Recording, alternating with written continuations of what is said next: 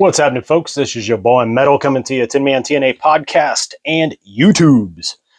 Coming to you here with the video on my DMR.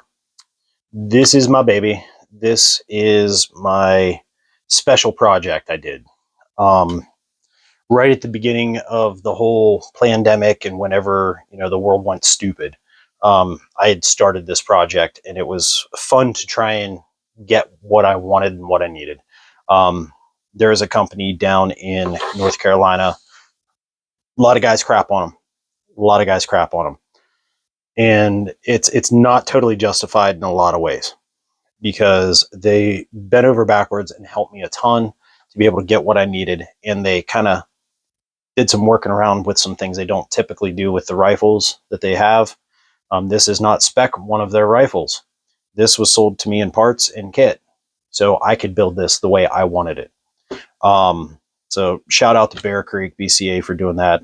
They got a good warranty. They got good customer service and support. I have no complaints. I mean, you can check out Alpha Charlie Concepts. He did a video on Bear Creek. Jay, Modern Minuteman, he's done videos on Bear Creeks, has no issues. This thing, I've had no issues.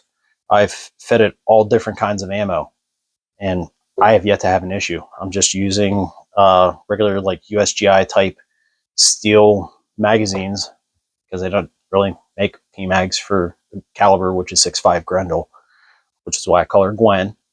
But they've been great. This thing's shot great. I've shot this thing out, and I'm thoroughly thrilled with the performance of this rifle. It's done great. But enough about that. All of my rifles I do end up doing a paint type scheme on. This one I went tan and brown. If you watch the NPR video on my SIG, little girl back here, I did more like the camo style on it with the grains and so on and so forth. This I went with the chocolate brown and the desert tan. Why? Because the base of all of Earth in your environment, your camos, are going to be tan and brown. I can then adjust the vegetation to this for what I need in greens. Maybe I need more like an orangish brown. Maybe I need more of like a brighter green, maybe some yellows, something like that. I can adjust the scrim and the camo for this as I need, but I still have the base platform of the tan and the brown, which has worked great for me. Gonna kind of go butt to tip here on this guy. It's a little, I have a small table complex. I don't have a bigger table, and where I would shoot these videos for the rifles is kind of hemmed up by construction material right now. So, because we're doing some remodeling and stuff here around the house. But anyway, going butt to tip, I have Magpul ACS. I believe it's the ACSL stock. This thing is, ACS. This thing is awesome. Has a little storage compartment down here. You can click this open and put some Skittles and some snacks, maybe chapstick in there or something. Whatever. You can put stuff in there. It also has two compartments, one on either side, just like this, that you can pull open. It can store batteries in there or tubes of lube, whatever. I like it because it's got a wide angle on it for a cheek purchase. For whatever I am trying to do precision type stuff with the longer range optic, I also have this mini red dot up here. Nothing fantastical, nothing high end. It just works, right? But I like having that there because I can be on my cheek weld, and if I need my red dot, it's offset at 1 o'clock, I can rotate it and I still got a good solid cheek weld. Now, the thing about setting these on that angle is what I did is I measured from right here where my cheek weld is to the center of where that reticle is, right? Then I took and I measured up on the angle, the distance from where my cheek weld is here, right here where my eye line is, to where that is, where the center would be on that red dot. And I was able to get it so I can be here and have my eye focused on the dead center of my reticle, my precision, and I can roll it. I don't even have to move my eye. I can find my target and then boom, I'm on it for precision. So making sure that it's on the same plane as you go around is pretty important when you're doing an offset like that. Stock is great. Love it. As we move up, Magpul, grip, storage, same as my MPR. Got a bore snake in there for that. On this one, I do not have ambi fire select, which I wish I did, but I don't. I do, however, have ambi mag release, one on either side here. I believe that is a Troy ambi mag release. And I also have the coveted bad lever on here. This is also empty and clear, nothing in the pipe. That's my controls. On top here, this long thing with a long sunshade, right? I put a sunshade on there because I like having a lot of light, but controllable light. If I don't need this, I can take this off, move my cap back, and I'm good to go. But I like having the sunshade on there because my eyes pick up light really, really well. And I have like my light behind the camera here and stuff for shooting, and it's like kind of blinding me. So my eyes are really sensitive to light. So I like to filter it out if I can. If I'm going lower light, I can unscrew this, stick in a cargo pocket or whatever. But I have that capability here, should I need it. I also have this band on there because I will take, and I have different scrim wraps and things that I can put on here and wrap up. That's one of my attachment points, right? I do make scrim camo covers for rifles, so, you know, kind of one of my things. This optic is no longer made. This was an Italian-made Conus Pro. I want to say that it was the M30. I want to say it's the M30. You guys get in the comments and correct me, but I do believe it's the M30. It is a 6.5 to 25 by 44. Has illumination, but it also is etched. I really like it. It was like a $300 scope, but it has served me well. I'm just dropping them in there perfectly as I want them. I mean, this thing doesn't give me any fits, and the scope is clear as a bell. I've had to go out and spot for buddies. I like this. I will take this here. About a couple months ago, I went out with a good buddy Mando, and he had some stuff to shoot in and so on and so forth. And I used this as my spotter. So I could get in there nice and clear and see what he's got going on and see it like it was right here. It was beautiful. This mini red dot here is nothing super fancy to write home about. I think, what brand is it? It's an ADD. It's like a cheap little like $50 Amazon one.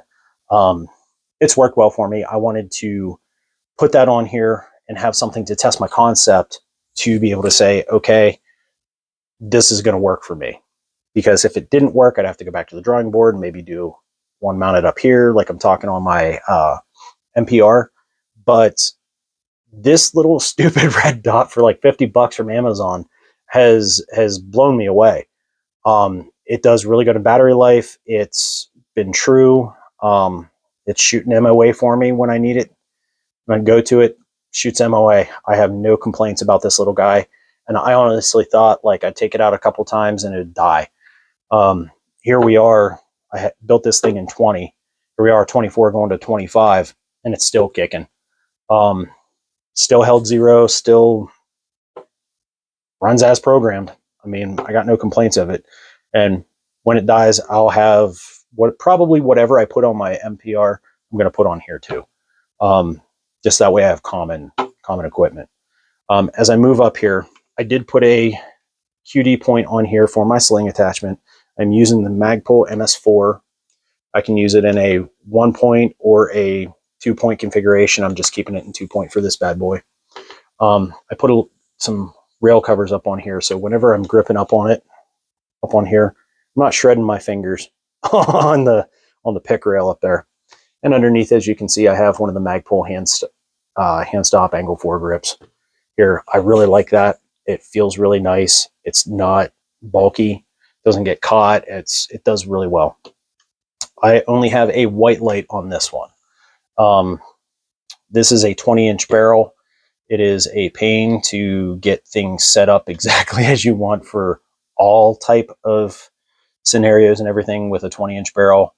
But Marines can do it. I can do it, right? So I have this light on here. I got this mount. I don't even remember. It was something I found on Amazon. I'm like, you know what? I'll try it. I'll see how it works. And after crashing this thing around, it's holding on there really good. Just like the NPR, I have witness marks on stuff, little etched things, so I know where things line up. Everything is Loctited on to place where it's supposed to be. If you don't have blue Loctite, clear nail polish like fingernail lacquer chicks might have, well, or your dudes. You can use that in a pinch and it'll get you by. It'll hold up really well. This thing, you'll notice that I have a cover on here. This cover is so, one, there's no negligent discharge. If I do hit the button, it's going to be covered up, so it's not going to just blast light out there. But I can just bungee it off there real quick like that, and then I have my light. When I don't have it on there, or when I do have it on there, if somebody shines a light at me, it's not going to reflect back. So it keeps me covered. 100 Concepts makes these type of things, like flip caps for your lights. I use pill bottle lids, zip ties, shock cord, Ranger bands, electrical tape, zip ties, and they do just about the same. Rather than just flipping it, I have to pull it off and let it snap back, but whatever. For 15 bucks for one of those, or I can make it for pennies on the dollar. On the front here, I do have a bipod. I have the bipod, but it's on a QD, so I can take it off should I not need it. I just keep it on here as it is when I'm moving with it. If I'm trucking a distance with this thing, I take the bipod off and I stow it in my pack. But generally, I just keep it on there just for GP. This thing does extend. It does have a return home, all that kind of stuff. It does have a pivot to it. So if I am permanently set up, I can pivot a little bit one way or another. It does have some sway in it whenever I unlock it and have it extended. All in all, this thing in 6.5 Grendel is amazing. I love it. I like it so much that I honestly have thought about getting another upper and a shorter configuration for this, just to have something as a more of an NPR upper for the lower, because I like this thing so much. It's done great. I got nothing negative to say about it.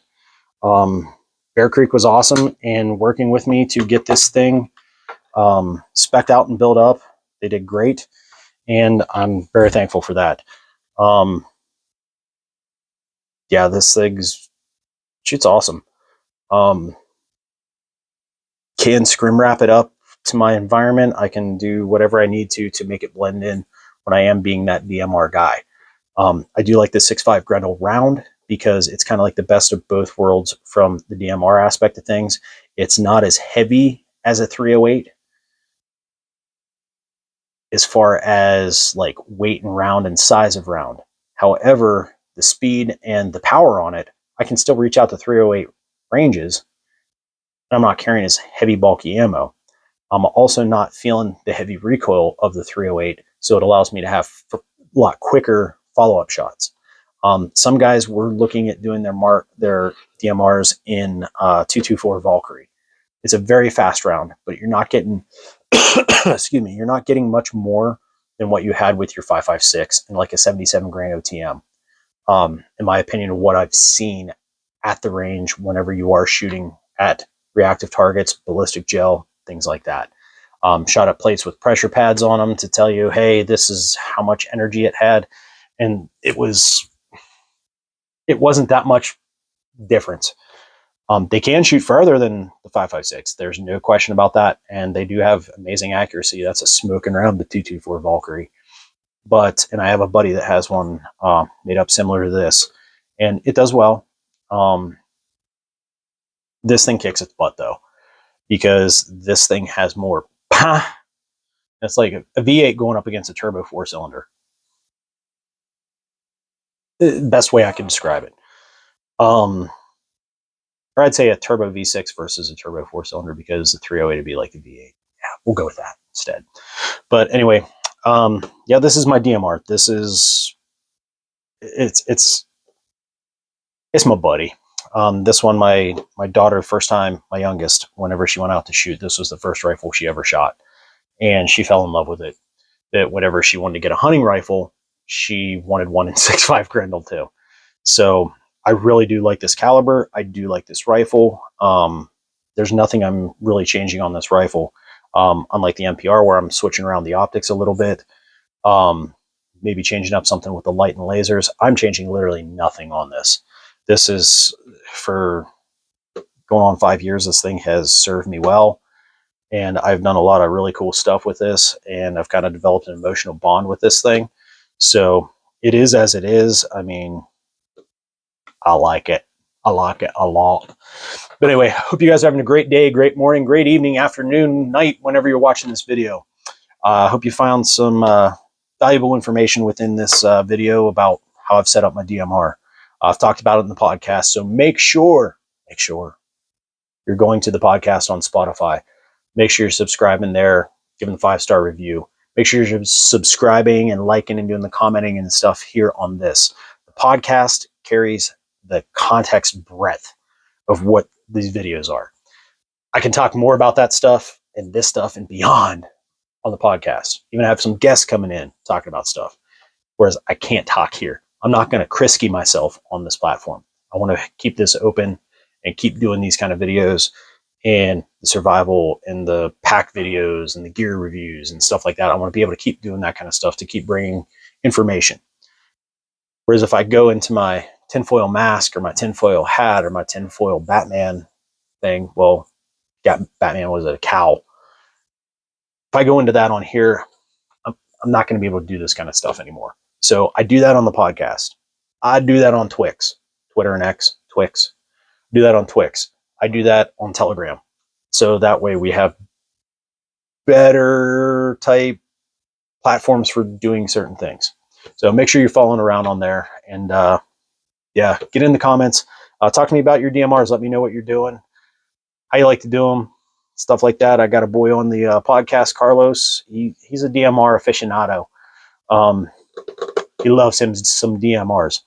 And yeah, talk to me about your DMRs, guys. Let's get good conversation. Let's be positive. Let's lift each other up. Let's support each other. Let's do the good things. Let's not be the bad. Let's be the positive, not the negative. Keep the negative out of here, right? So until the next time, you guys have a good one. Stay blessed. Metal out.